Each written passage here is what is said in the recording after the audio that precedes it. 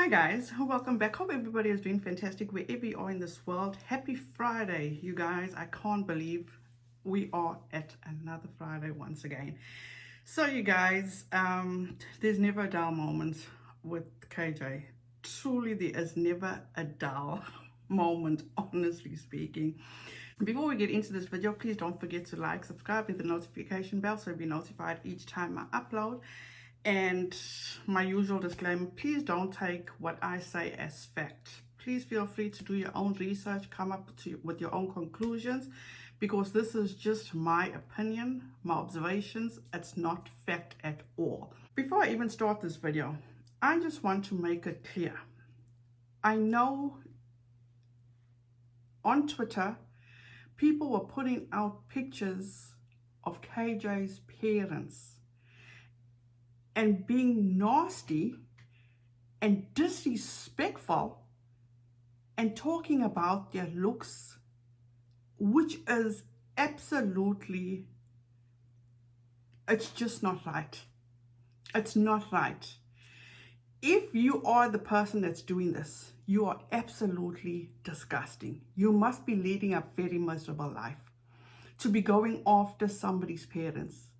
Irrelevant of how you feel about KJ, going after her parents is absolutely unacceptable. So moving forward, you guys, can we please just leave her parents out of this? Do not be like her and go and find and dig up stuff that's totally irrelevant to all this.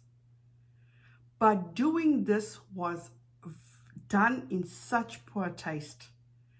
It is absolutely horrible, it's disgusting, and it's totally not called for. So can we please do not and stop doing that? Absolutely not called for. So let's jump straight on in. I also would like to apologize if this runs long, if it's a long video. I truly apologize. So if we can refresh our memories, okay? This whole incident or lawsuit has to do with defamation. TATI filed a lawsuit against Without a Crystal Ball in regard to defamation. But we have gone through a shit show with this whole lawsuit. And let's not forget, on February 2nd, which was, 10 days ago at this point, they had a status conference with the judge, and she was not pleased with either Sauls or Brown. She basically told them to get their shit together, stop being so petty, learn to communicate with each other, and leave all these shenanigans out of it, you know? So, unfortunately, before we get into the filing, you know, I've always said KJ has her cryptic tweets, okay? So let's humor ourselves just for a second. So this was her Twitter the day of the filing. So she says, "Good morning. I have a feeling today is going to be a good day. I wonder why." Then she says, "What's popping, Twitter?" Now, just from that, you can hear the tone, you know, it's like the ball's in my court. "Super exhausted, but feeling hopeful and energized. I'm over here thinking life in my little office is feeling pretty good these days. I hope that lasts." Then she says, "What happens in the dark always comes to light." Now, this is when I got scared. And I say I got scared because, and this is why I got scared, because for an atheist to be quoting a Bible scripture, that is weird as fuck. It truly is, in my opinion. I don't know if anybody feels the same way, but that's where I feel. And it made me think, what the hell? And then, only afterwards, it made sense. When I logged onto my YouTube and I saw UNCIVIL was live, and there we go. Another filing. So, let's jump straight on in. Clearly, Brown totally forgot about that, what happened, because here we are again. There was a new filing on February 10th, which was defendant's motion for sanctions under 1927 and this court's inherent power oral argument requested. Now, I am clearly not a lawyer. I'm not even going to attempt to read these legal documents, but I am going to give my opinion on what I took away from these filings after listening to Uncivil Law and Emily D. Baker. So I'm going to link their videos down below, and I highly suggest, and I'm sure by now everybody knows about these two, so if you've seen it already, this is just my opinion. Not facts, just solely my opinion. So on February 10th, which I stated before, KJ and Brown decided to file again, which is a motion for sanctions. So what they basically saying is that Saul's violated ethics, he acted recklessly, and he was acting in bad faith, okay? So this is what I took away from all of this. First of all, they wanting Lori Ann's declaration to be thrown out. So if they throw out Lori Ann's declaration, then obviously there won't be any reason for jurisdiction. So jurisdiction has to be thrown out. That's just the way I saw it, okay? And another thing is that with this whole thing filing that came on the 10th, it's basically he said, she said. Now, when it doesn't suit KJ's side in regard to Lori Ann's declaration, okay, now they're finding it a problem because they want to bring up her mental well-being and the medication she was on, and she was so stressed out and bullshit like that. Because it benefits Saul's side, they're accusing him of violating ethics, acting in bad faith, and basically doing wrong. So if we go back to Lori Ann's declaration, okay, and I actually went back and I pulled this up. Mr. Brown thereafter sought to have me sign a declaration on behalf of defendants that did nothing more than attack and malign the plaintiff's counsel, which I thought to be inappropriate and ultimately did not do. By way of example, Mr. Brown, in an email dated December 24, 2020 at 3:38 p.m., he tried to encourage me to file a state bar complaint against one of plaintiff's attorneys and otherwise suggest that I should perceive plaintiff's counsel's private attempts to informally obtain information from me as a threat. The fact is, plaintiff's counsel attempts to communicate with me privately to informally obtain information contained no threats. So how is that not violation of ethics? Because you're leading somebody to do wrong when that person clearly didn't see anything as what's not there, okay? So I'm confused because this is what we've all seen before with how Lori Ann was with him and Lori Ann told him this, but Lori Ann went and told Saul something else. In my mind, this is like two kids bickering amongst each other, which is so fucking petty at this point. Because this is the frustrating part. Not so long ago, wasn't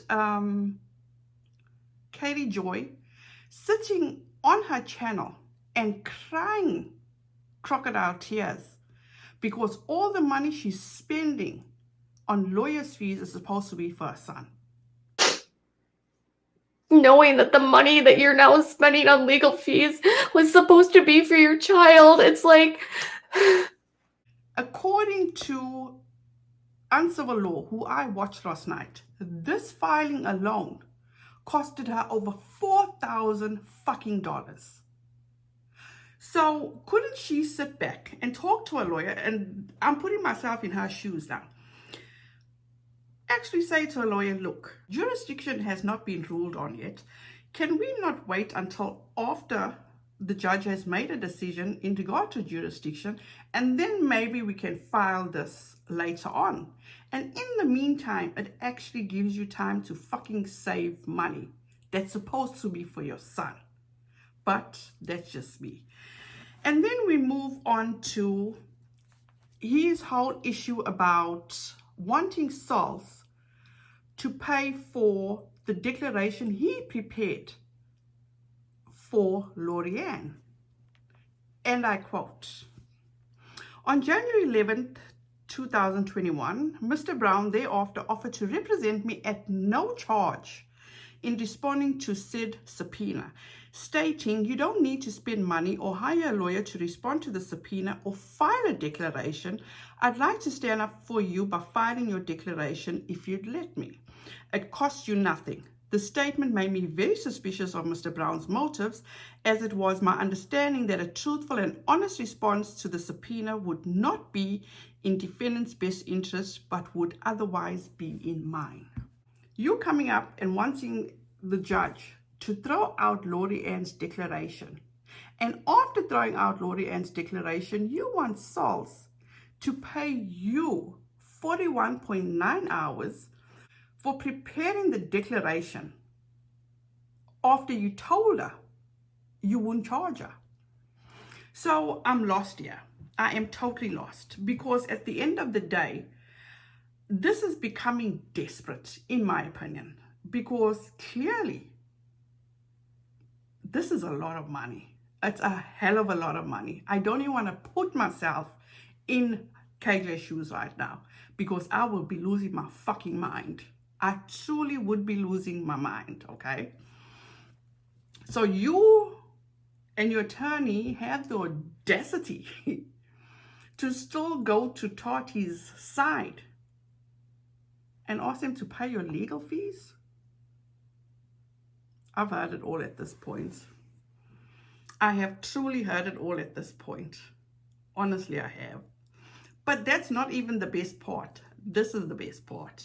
Once again, Miss Emily D. Baker is part and parcel of another filing. And let's be clear about one thing.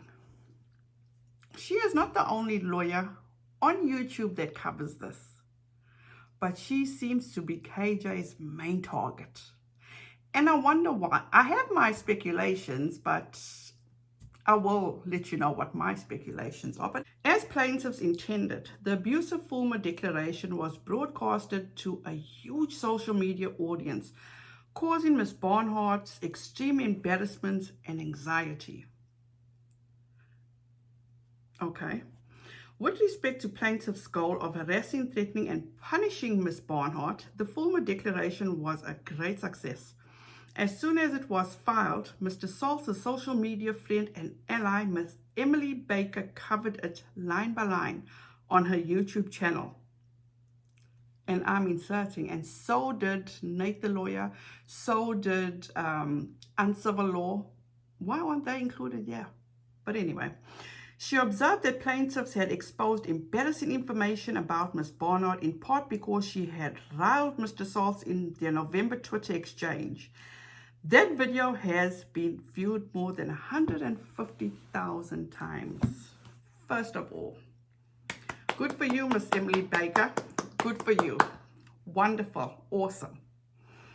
Now, let's go back to about maybe just over a month and a half ago. And remember this message she had for Emily D. Baker?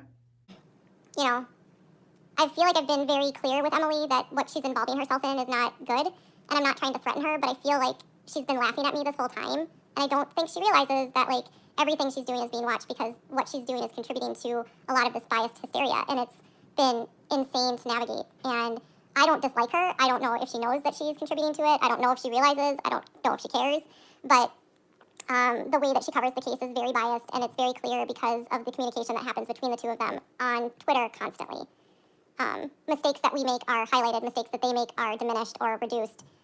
She'll spend hours and hours and hours picking apart things that my attorney does wrong, and then completely glosses over behavior that's happening on the other side that's completely unethical or immoral or harassment.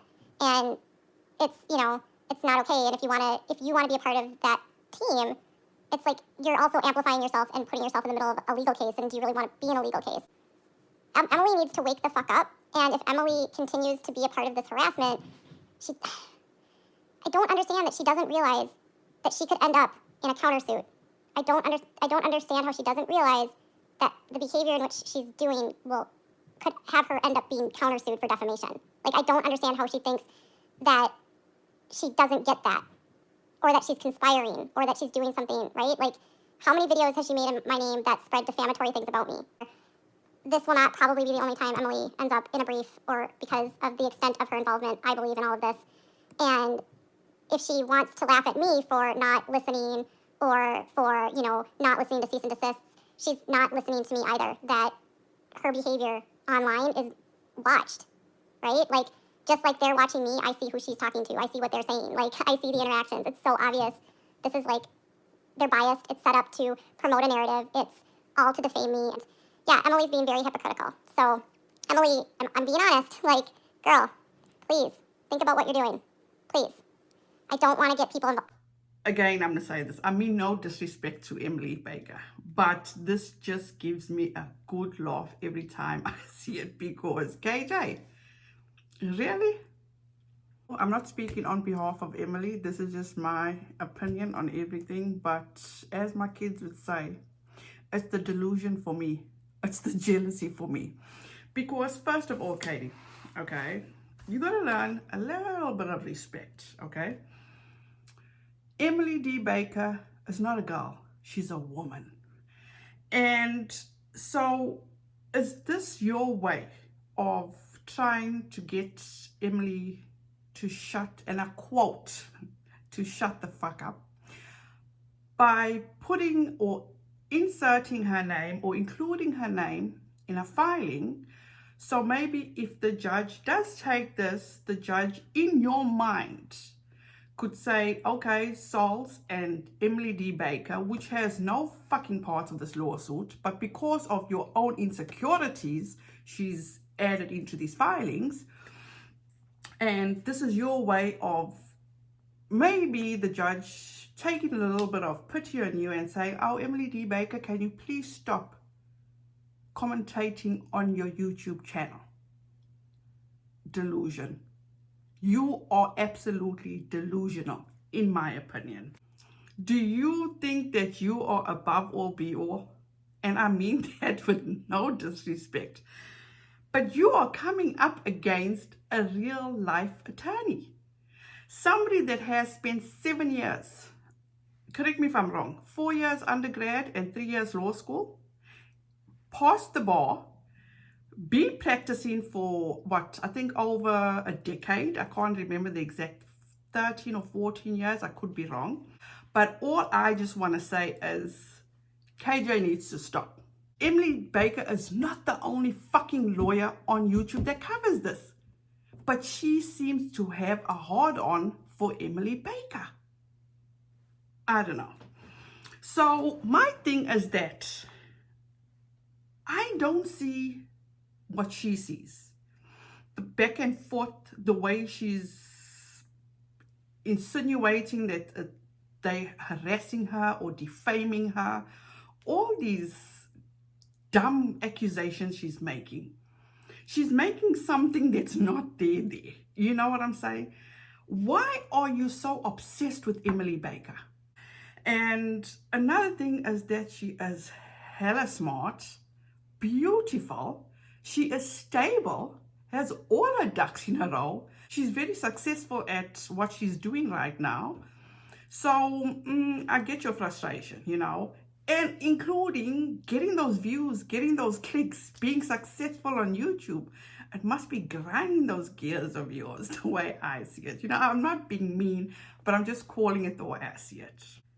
You all about clicks and views. You sat on your channel and you cried about clicks and views. You know what? That's how life goes. You got to accept it. Build on it, move on. When you did have an ally in Nate, which I feel he still is your ally, what did you do to him because he collabed or became friends with Emily D. Baker? You chucked him away. And that is so childish. That is 100% childish. Envy is going to get you nowhere. If you feel a person is actually moving on in life, grab at that and you push yourself to do what they're doing so you can also be successful. Not because you want to compete with them, but because they motivate you. You had your time and you fucked it up, period. So now you want to come after Emily D. Baker that knows her shit, that gives her opinion. And she clearly states in her video she's not giving legal advice, but you still seem to have a problem. It's like, can you not just let it go? On that same video where Kate Joy was talking about how all that money's been used that was supposed to be for her son has been used for legal fees, and people need to realize that she's human. But also in that video, she mentioned on how people are trying to take away her voice, trying to silence her. Why are you trying to silence Emily D. Baker? You're not going to get it right. You're absolutely not going to get it right, because what wrong is Emily D. Baker doing? What is Emily D. Baker doing differently from Uncivil Law or Nate the Lawyer? They all reporting on the same thing, but just giving different perspectives, in my opinion. Okay.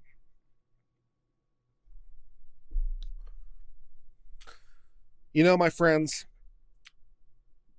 it is so important that we watch everything Katie Joy has to offer, because she has so much wonderful content on her channel and is doing nothing but helping to express her views. And I really think that we should all go, after this stream is over, and we should go watch Katie Joy together, because she's speaking from the heart in a place that we really need to recognize, and to really help make sure that we have the willpower and the energy to get through those videos, as we should, to make sure that we have the full stamina.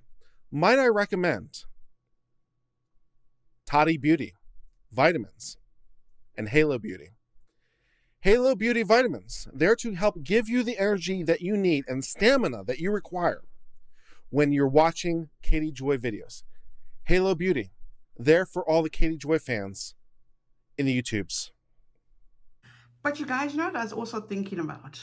Remember the other day when she was going after Leslie Bess and she accidentally showed her emails? Remember the email at the bottom was Washington State Archive, Digital Archives? So if this is the route that they're going to invalidate Lori Ann, this is just my opinion, because Lord forbid there you read Renelle Smith is being sued by KJ.